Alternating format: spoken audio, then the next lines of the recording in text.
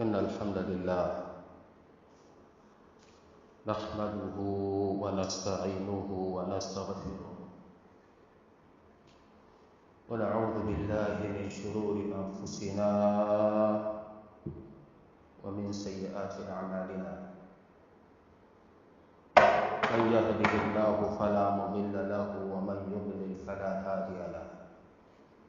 وأشهد أن لا إله إلا الله وحده لا شريك له، وأشهد أن محمدا عبده ورسوله. يا أيها الذين آمنوا اتقوا الله حق تقاته ولا تموتن إلا وأنتم مسلمون.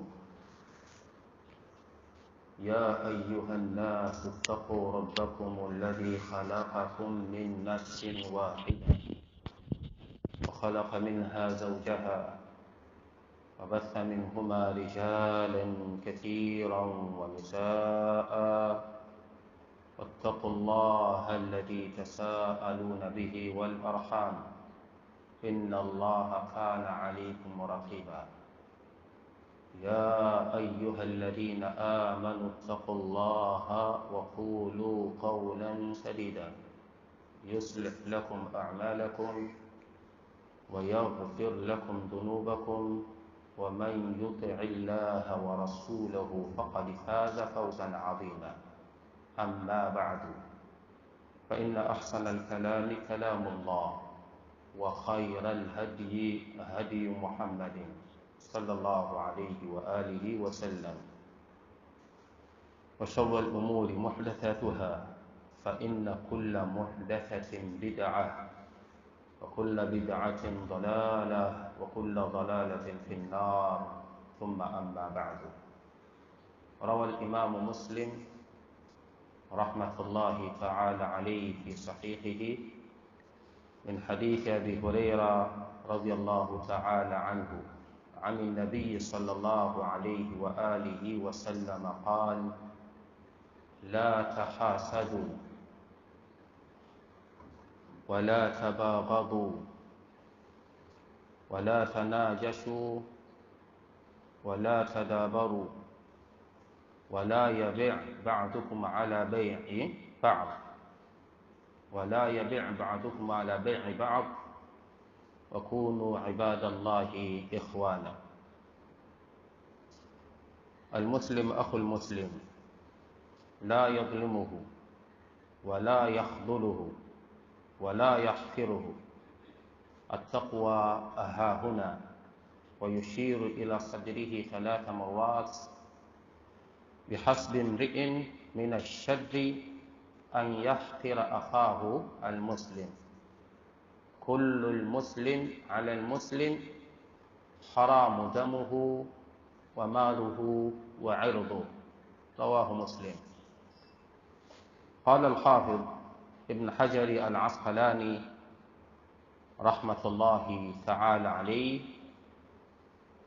هو حديث عظيم اشتمل على جمل من الفوائد والآداب المحتاج إليها.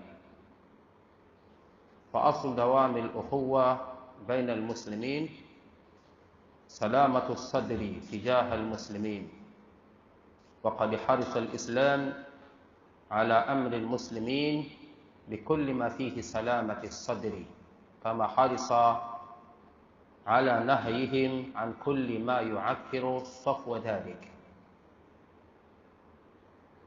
Amepokea al-Imamu Muslim, rehma za Allah mtukufu ziwe juu yake, hadithi ambayo inasimuliwa na sahaba mtukufu Abu Huraira, radhi za Allah ziwe juu yake, kutoka kwa Mtume Muhammad sallallahu alayhi wa alihi wasallam amesema: la tahasadu, msihusudiane, wala tanajashu, wala msifanyiane khiana kwenye biashara,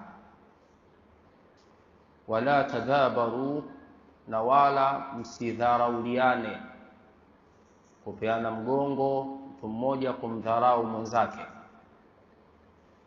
wala tabaghadhu, na wala msibughudhiane, wala yabi' ba'dukum ala bai'i ba'd, na wala mmoja wenu asilazimishe kumuuzia mteja ambaye amesimama kwenye biashara ya mwenzake.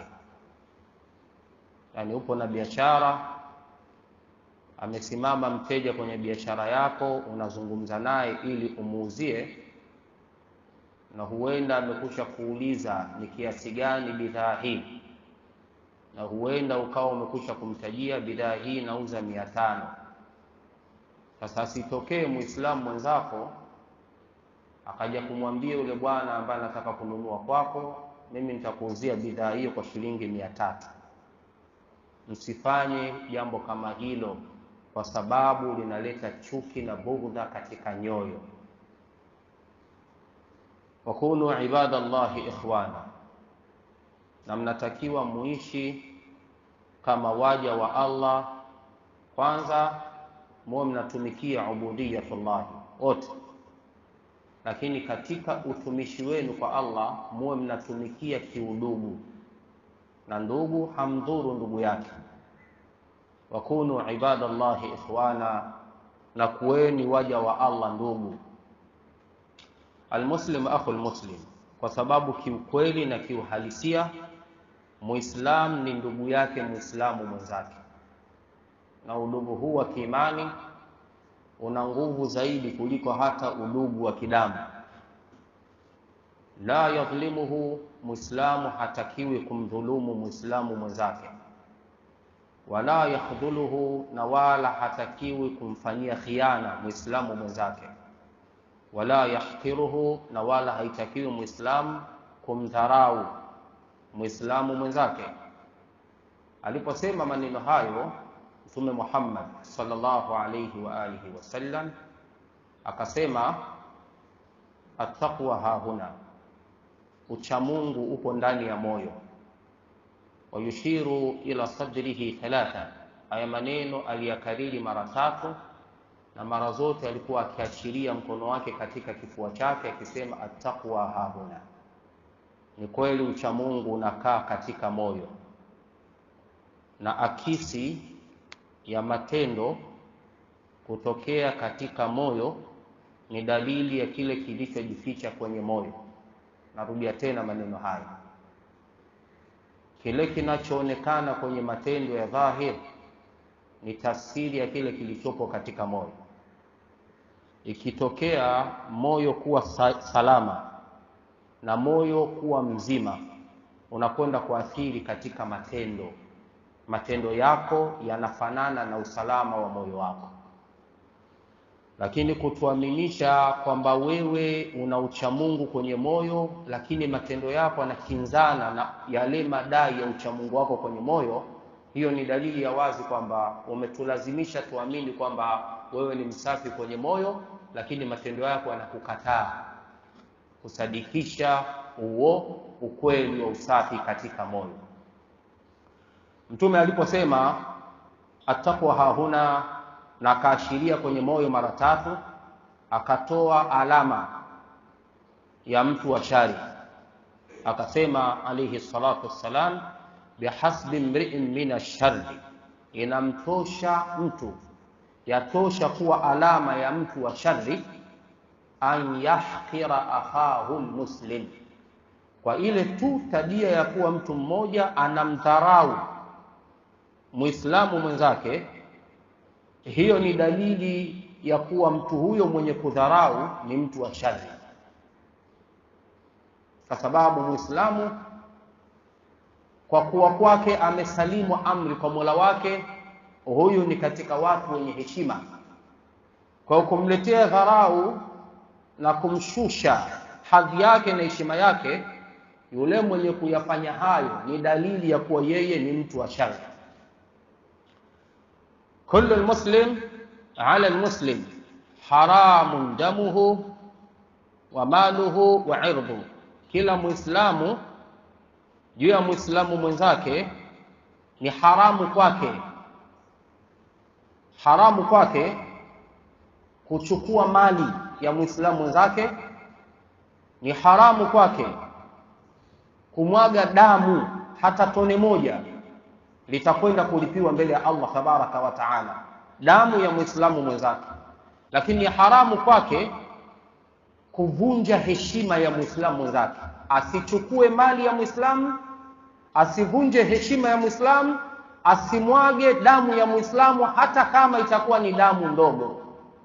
Hadithi hii Al-Hafidh Ibn Hajar Al-Asqalani rahmatullahi ta'ala alayhi ametia taaliki kwenye maneno haya, akasema hadha hadithun adhimun wa huwa hadithun adhimun, hadithi hii ni hadithi tukufu, ishtamala ala jumalin min alfawaidi, ndani yake imekusanya faida nyingi mbalimbali, lakini si faida tu, akasema pia wal adab almuhtaji ilaiha, adabu za kuamiliana baina Muislamu na Muislamu mwenzake, zote zinazohitajika katika Uislamu zimekusanywa ndani ya hadithi hii. Adabu za muamala baina Muislamu na Muislamu mwenzake. Lau kama mji wa Waislamu wangeuishi Uislamu, hali zao zingekuwa katika picha iliyowekwa na hadithi hii katika taamuli yao baina yao. Wanasema baadhi ya ahlul ilmi, fal aslu dawamul ukhuwa baina almuslimin, fa aslu dawamil ukhuwa baina almuslimin, msingi utakaobakisha udugu baina ya Waislamu ni salamatu sadri tijaha almuslimin, moyo wako kuwa salama kwa Waislamu wenzako. Bali imekuja hadithi ya Mtume Muhammad sallallahu alaihi wasallam yenye kubeba maana hii, almuslim man salima almuslimuna min lisanihi wa yadihi, Muislamu wa sawa ni yule ambaye Waislamu wenzake hawajeruhiwi na ulimi wake, Waislamu wenzake hawajeruhiwi na mkono wake, katika mali zao, katika viwiliwili vyao. Mikono hainyoshwi na Muislamu kwa Waislamu wenzake kuchukua mali zao, hainyoshwi mikono ya Muislamu kwa Waislamu wenzake kwa ajili ya kuvunja heshima zao au kumwaga damu zao.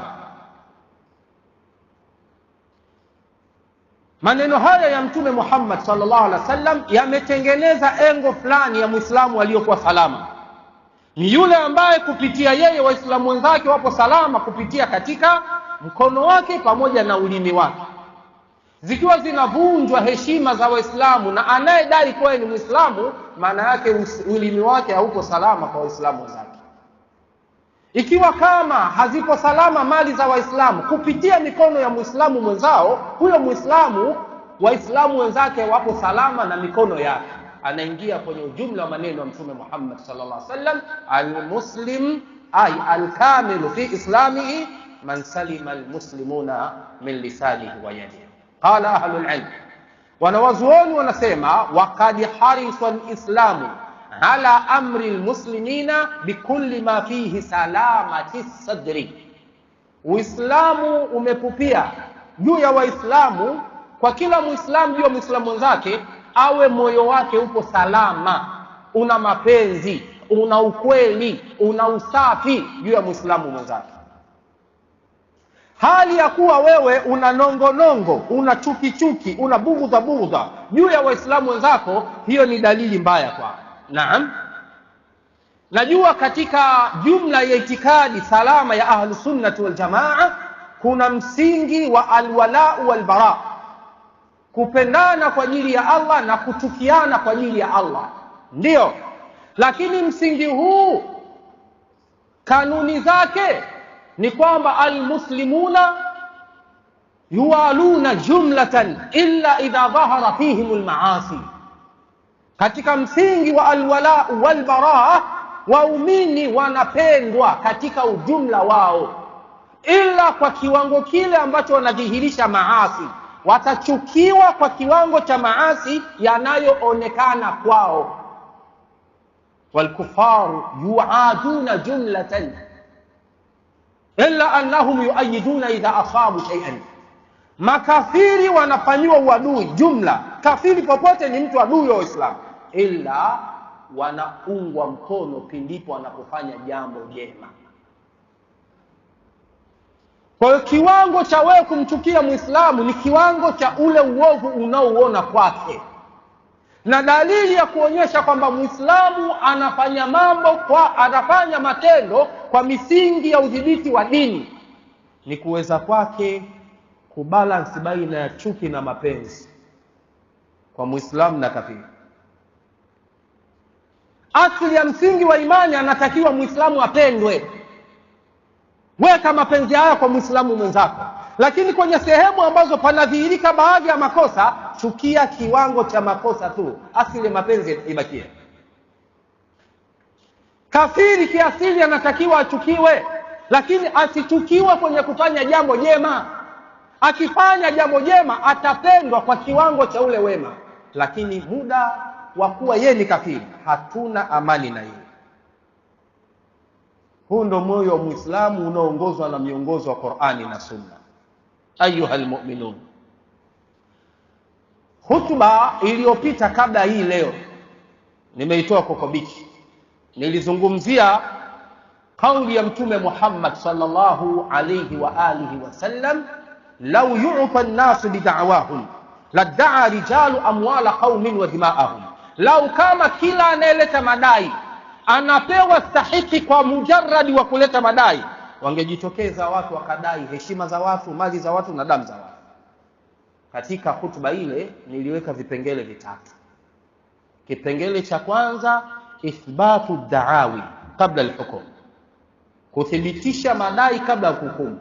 Madai yoyote yawayo yaje na shubha kawia kwa kiasi chochote kiwezekanacho, lakini muda wa kuwa tujathibitisha na tukawa chini ya vivuli vya sheria, hatuwezi kuhukumu chochote. Nikatoa mfano, na huu mfano niliwahi kuutoa hapa, kwamba Ma'iz al-Aslami amethibitisha kwa nafsi yake amefanya zina. Tafuta riwaya zote kuanzia Mtume ameanza kuongea mpaka anaondoka, maswahaba wake wamefasiri maneno ya Mtume mpaka nao tabaka lao limeisha, huwezi ukakuta hukumu ya aliyezini na Ma'iz al-Aslami. Sahaba mtukufu Ma'iz al-Aslami amekiri mwenyewe amefanya zina na akasimamishiwa haji. Lakini je, mtu anazini peke yake?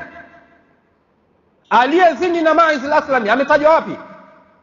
Ma'iz, umetuambia umezini, hebu tutajie mtu uliozini naye. Angemtaja tu tungeanza kumtia bakora 80 haddul qadhf, ila tuwete ushahidi.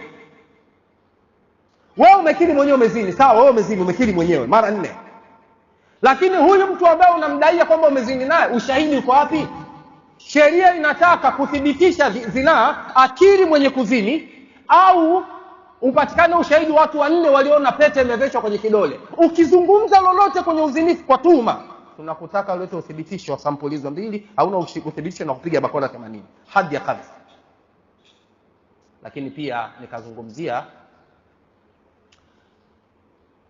tahadhari ya watu kuziweka nafsi zao kwenye tuhuma, wasije wakawadhania wakawalaumu wale watakaodhania vibaya kupitia katika tuhuma zao.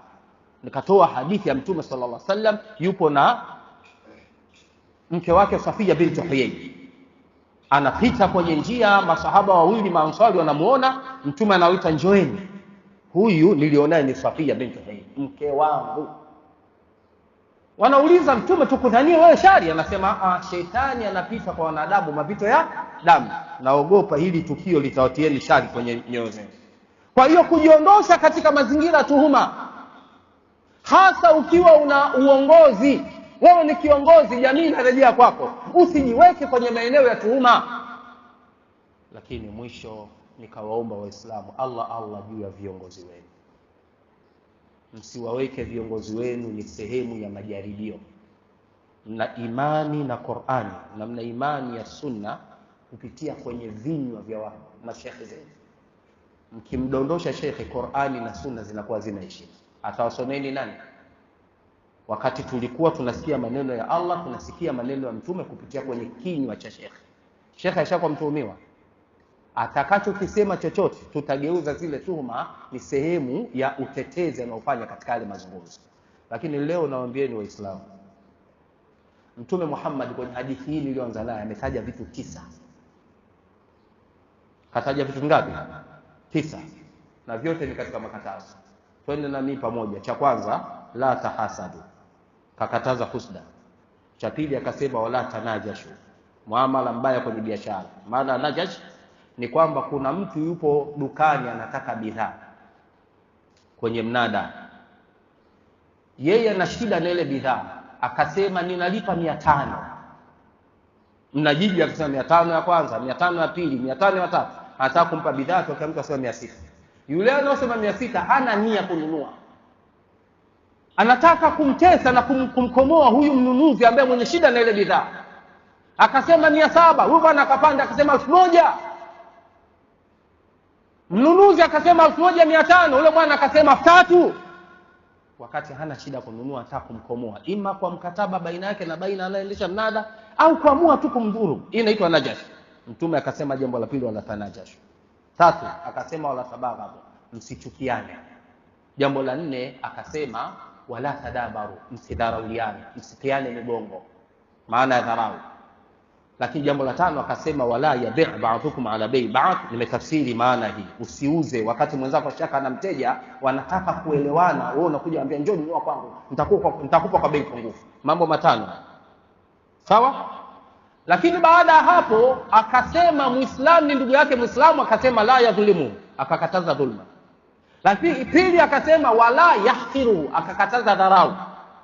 Lakini akasema wala yakhdhulu, akakataza khiana, kumfanyia khudhlani Muislamu mwenzake. Vitu 8 hivyo. Lakini mwishoni akasema kullu muslim ala almuslim haramu damuhu, ni haramu kwake damu yake, wa maluhu, na haramu kwake mali yake, wa irdhuhu, na haramu kwake heshima yake. Ni vitu 10 na ngapi? 11. Na vyote ni makatazo.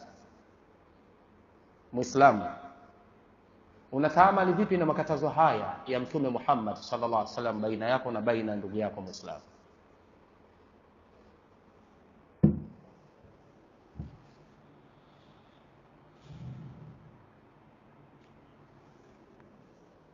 Alhamdulillahi rabbil alamin wal aqibatu lil muttaqin wala udwana illa ala adh-dhalimin wa sallallahu wa sallam ala imamil mursalin نبينا محمد بن عبد الله وعلى آله وصحابته أجمعين.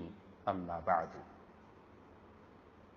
Makamu ya khutba haitoshi kuzungumzia vipengele 11 kimoja baada ya kingine. Lakini mimi na wewe hapa msikitini sote tupo na nyoyo salama baina yako na baina Muislamu mwenzako. Sisi sote hapa nyoyo zetu zipo safi, kila mmoja anamsafia nia mwenzake. Jawabu likiwa naam, maana yake sisi tupo salama na makatazo haya 9 ya Mtume Muhammad sallallahu alaihi wasallam. Jawabu likiwa la, maana yake kuna kitu hakipo sawa katika Uislamu wetu. Leo sababu ya hutuba hizi mbili, hebu angalia mitandao ya kijamii ilivyochafuka kwa tuhuma za Waislamu wenyewe kwa wenyewe, lakini wenye kutuhumiwa ni watu wenye hadhi ya ushehe kwenye jamii. Tuhuma zilianza kwa ule shekhe wa Temeke, akashambuliwa kweli kweli, tena yakasemwa maneno mengine ya ndani. Msemaji ni Muislamu, sawa? Hatujakaa vizuri, mara tukasikia shekhe wa mkoa akashushwa. Lakini kabla ya kushushwa alianza kujitokeza binti kwenye mitandao ya kijamii akidai kwamba yeye ni mzinifu anayezini pamoja na nani? Shekhe wa mkoa. Mara katika baadhi ya interview anasema alinioa, interview nyingine anasema hatukoana, tulikuwa tunaishi kiunyumba. Lakini ametoa maelezo haya, haikufikia wiki moja tunasikia shekhe wa mkoa kafanyaje? Kashushwa. Yani ina maana sasa hivi inawezekana kwamba kuporomoshwa huku kuliko daiwa sababu yake ni kuvunja kanuni na adabu za baraza, kunaweza kuwa kunaambatana na tuhuma hii bila shaka. yalikuwa ni maandalizi ya kuandaa watu waamini kwamba tumemtoa, sababu ni kwa sababu bila hivyo watu wangeuliza, wangeoji kuna tatizo gani? Sasa Waislamu, haya yanafanywa ndani ya Uislamu wenyewe kwa wenyewe. Hakuna kafiri hapa, hakuna zindiki hapa, ni Waislamu wenyewe kwa wenyewe. Mafundisho haya ya dini yaende kufanya kazi wapi ikiwa nyinyi Waislamu mafundisho haya yapo kwenu na yanasomwa kwenu, hakuna athari yoyote? Ikifikia wakati hawa za nafsi zimewashika, mnafanya kile ambacho utashi wenu unawasukuma kufanya, sio kuangalia mafundisho ya dini yanasemaje. Ikhwani, ulimwengu unaelekea kwenye kuwagomanisha Waislamu kwa Waislamu. Hizi hadithi zimesema damu ya Muislamu ni haramu. Leo hii adui anatengeneza chokochoko baina Waislamu wenyewe kwa wenyewe. Tasikia Yemen imepigwa Saudia. Leo taarifa leo asubuhi imepigwa sehemu moja ya fukwe ya Misri, pameingiliwa na Misri leo. Hili jambo kama Waislamu hawakurudi kwenye mafundisho yao ya dini, hili janga litakuwa kubwa mno. Na walilahi alhamdu wal minna, baadhi ya ukala walianza kuzinduka mapema. Mmoja wa viongozi wa Kuwait aliwahi kusema kwamba hii vita tunachonganishwa, mwisho wa siku tuuziwe silaha. Linataka kufunguliwa soko kubwa la silaha ili watengenezaji wa silaha watuuzie. Anamuuzia Muislamu wa nchi hii, anakwenda kumuuzia na Muislamu wa nchi ile. Alafu Muislamu wa nchi ile anajiona na silaha bora kutoka kwa watu wenye majeshi bora duniani. Anasema mimi nitashinda vita hii, wakati upande wa pili pia umepewa silaha kama hizo. Leo pameingia Misri, damu zinamwagika. Kullu almuslim ala almuslim haramu damuhu, kila Muislamu kwa Muislamu mwenzake ni haramu damu yake.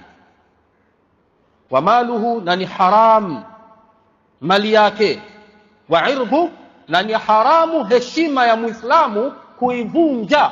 Mtume ametumia lugha ya kuwa ni haramu. Katika khutbatul wadaa, Mtume Muhammad alayhi salatu wassalam kwenye maneno yake ya mwisho ya kuaga dunia alisema kullul muslim ala almuslim, alisema Mtume Muhammad sallallahu alaihi wasallam, fa inna dima'akum wa amwalakum wa a'radakum alaykum haram ka hurmati yawmikum hadha fi shahrikum hadha wa fi baladikum hadha, ala hal ballaghtu allahumma fashhad. Hani katika maneno ya mwisho, miongoni mwa maneno ya mwishoni aliyosema Mtume Muhammad sallallahu alayhi wa alihi wasallam. Ikhwan, dosari ya Muislamu inatutengenezea kiwango cha kumchukia Muislamu kulingana na dosari ile iliyodhihiri, kumfanya Muislamu mwenzako kuwa ni targeti ya mashambulizi yako. Umetangaza vita wewe na Muislamu mwenzako, vita ambayo huenda haukuwahi kuitangaza vita kama hiyo kwa kafiri yoyote, lakini unaonekana una msimamo, una ujasiri, unaonekana umedhamiria kwamba mimi ima wa ima na nani. Huyo ni Muislamu mwenzako. Sasa kufanya mambo haya ya makatazo 11 ya Mtume Muhammad sallallahu alaihi wasallam kuyangushia kwa Muislamu mwenzako, hiyo ni dalili ya kwamba haupo salama wewe juu ya Waislamu wenzako. Ingekuwa kama hasadi na husda ni biashara, wateja wake wakubwa wangekuwa ni watu wa dini. Haya maneno yalisemwa na baadhi ya mashekhe zetu kwamba lau kama ingekuwa hasadi ni biashara, wateja wake wa kwanza wangekuwa ni nani? Mashekhe wanahusudiana sasa. Na ndio maana kwa kiwango cha msikiti, bali kwa kiwango cha taasisi za Waislamu, hakuna maelewano baina yao, hakuna heshima baina yao, hakuna maelewano baina yao. Sababu ni nini? Ni kwa sababu wanakusudiana, wanadharauliana, wanachukiana, hawaheshimiani baina yao wao kwa wao. Ikhwani, usiposimamia jambo la msingi katika maamrisho ya dini, hautakuwa salama kusimamia jambo la ovyo nje ya mafundisho ya dini. Ukimuona mtu ana msimamo mkali dhidi ya Muislamu mwenzake, akawa anamchukulia Muislamu huyo zaidi ya vile anavyomchukulia kafiri, hiyo ni ishara kwamba pana tatizo kwa huyu Muislamu. Naombeni Allah Waislamu, hadithi hizi zimekuja kuondosha sababu za chuki na bughdha. Kila sababu itakayopelekea kuwe kuna chuki na bughdha baina yako na baina ya Muislamu mwenzako, iepuke sababu hiyo. Mlaani sheitani katika hilo, na ukijiingiza kwa kulazimisha kuingiza chuki na bughdha baina yako na Waislamu wenzako, anayenufaika ni sheitani na wanaonufaika ni makafiri, sio Waislamu wala Uislamu. Walladhina ja'u min ba'dihim, wajawema wa Allah ni wale waliokuja pia baada hawa wajawema, makundi mawili yaliyotangulia. Alladhina qulun, hawa wajawema wa mwisho wanasema rabbana ighfir lana, tunakuomba Allah utusamehe sisi.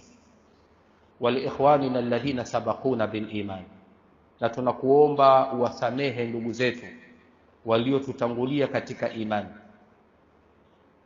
Wala taj'al fi qulubina ghillan lilladhina amanu, tunakuomba Allah usitie katika nyoyo zetu chuki na bughdha kwa waumini wenzetu. Hii dua mnaisoma? Kama mnaisoma, mnajua mnachokiomba kwenye dua hii? Ighfir lana wal ikhwanina alladhina sabaquna bil iman, tusamehe sisi na ndugu zetu waliotutangulia katika imani. Mtu ambaye ulikuwa unachuki naye amekufa, utakwenda kuhudhuria kwenye mazishi yake? Jawabu lake ndio au hapana? Kama ndio, unakwenda kuhudhuria kwenye mazishi, kwa nini wakati unamchukia? Ukifika wakati wa swala, takbiratul ihram mpaka salamu, jumla salatul janaza ni dua tupu kumwombea maiti. Unamwombea vipi wakati unachukia naye? Lakini ukisema hapana, siendi, ni haki ya Muislamu kususia janaza la Muislamu mwenzake. Wagezo kipi? Unapopita katika makaburi ya Waislamu, unatakiwa usemeje? Assalamu alaikum ahla dari qaumi muslimin. Huyu unaomsalimia amezikwa hapa, alipokuwa hai ulikuwa unamsalimia? Usimfanyia shonde, ukamfanyia mukata. Amekufa sasa, yupo kaburini, ana haki, ukipita lazima useme maneno hayo. Huyu mtu alipokuwa hai ulikuwa humsalimii. Hii salamu yako tutasiri vipi? Unafiki au ni kitu gani? Assalamu alaikum ahla dari qaumi muslimin wa inna inshallah bikum lahiqun. Baka unasema yarhamullahu mustaqdimina minna minkum almustakhirin, Allah warehemu waliotangulia na wajao. Unamuombea rahma vipi wakati ulikuwa unashonde naye adui yako? Sasa tengeneza matendo yako, alafu angalia miisho ya haya matendo yako. Tengeneza uwezekano wa kusuluhisha na Muislamu mwenzako kabla mjafika katika hadhara ya Allah tabaraka wa taala. Mkifikia kwenye hadhara ya Allah, hesabu za huko ni ngumu.